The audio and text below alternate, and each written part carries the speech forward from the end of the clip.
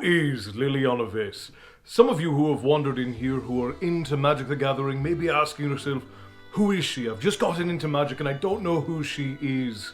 And some of you who have no idea what I'm talking about may be asking yourselves the exact same question. Who is Liliana Vess?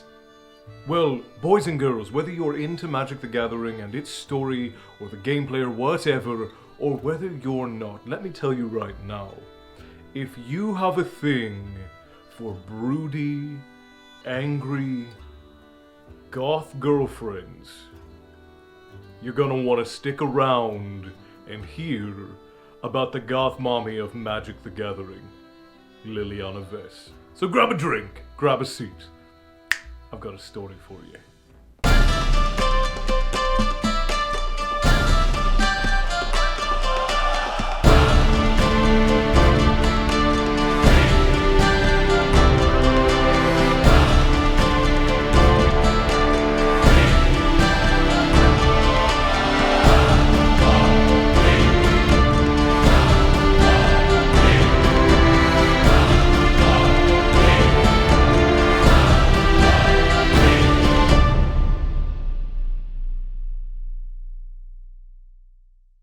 Welcome back, wayward children, to the Black Dragon Tavern. I am Castle. Here we tell stories, and I'm going to tell you right now, don't bother subscribing to this channel, because this is a story that you have found in passing, and if you're not already seated here in the tavern, then you were just meant to see this story.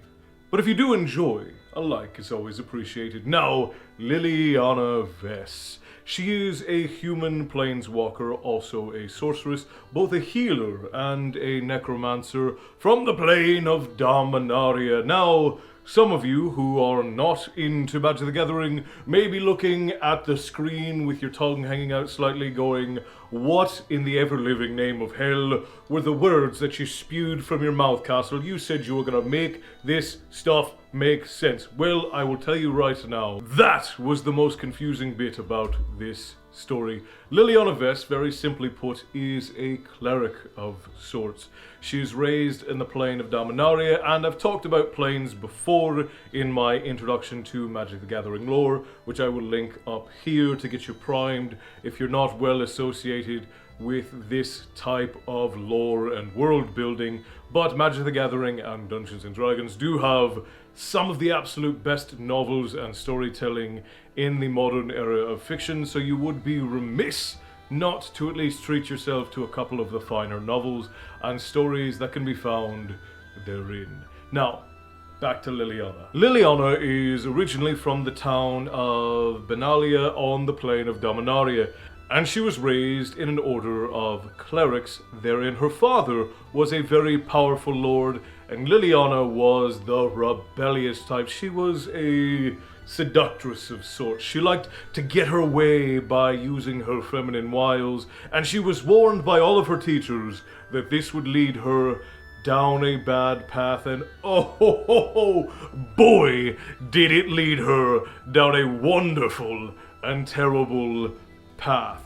Liliana constantly experimented with her magic. She loved to help and heal people, but she also thought that she should push the envelope. She should try harder. So, in her time studying the magic of healing, she also dabbled in necromancy and the arts of revitalizing dead flesh. And to be fair, it was, in her eyes, a way to further her healing abilities.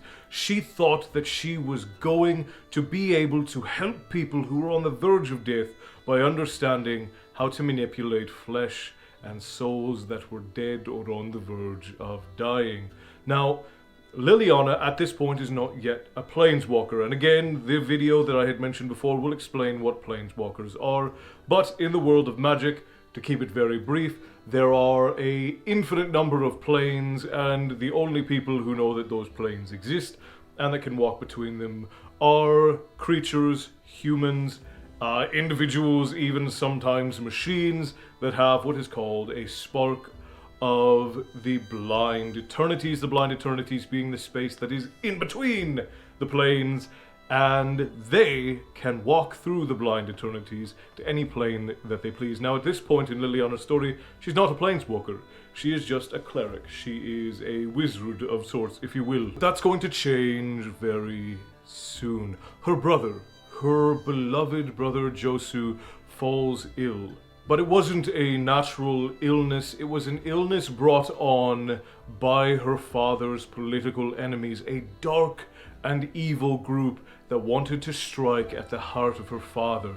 So what they did is they poisoned his eldest son. In poisoning his eldest son, they wanted to take away his heir and cause grief in the house of Vess, and this is where the beginning of Liliana's downfall begins.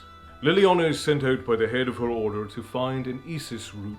These Isis roots were the only cure for the poison that had been administered to her brother.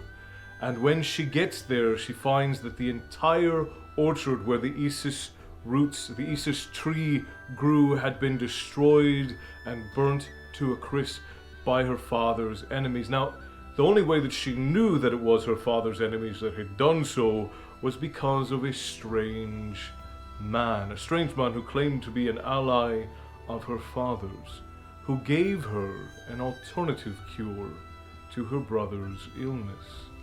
And Liliana, being desperate, took it. She hastened to bring the cure to Josu so that he would no longer suffer from the poison. And Lady Anna warned her against it, saying that there was no cure for this poison except for that of the Isis root. But Liliana did not listen. She applied it anyways, and lo and behold, her brother was healed. But only for a moment, as what she had administered to him was far worse than the poison that he had been dying from only moments before.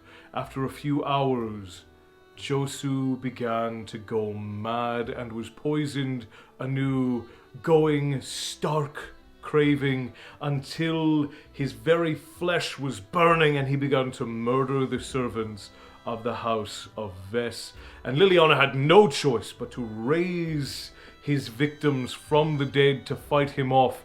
And in this moment, as her brother was turning to a lich, and as his fallen foes, friends she had known her whole life, servants she had known her whole life, fought to the death or the re-death, her planeswalker spark ignited, and she walked out of Dominaria, lost, confused, terrified, and just a little more gothy than she was when she started. Now, there is far more to the tale of Liliana Vess, as the place she went is a town of horrors and terrors, and the likes of which we only find in the classical American horror of vampires and werewolves and constructed monsters. Where she walked was a plain called Innistrad, ruled by fallen angels, vampires, and werewolves. And if you ever wander back into my tavern again, I will have more of these stories ready and waiting for you. Thank you for joining me. Stay bloodthirsty, my friends, and remember, all hail the Black Dragons.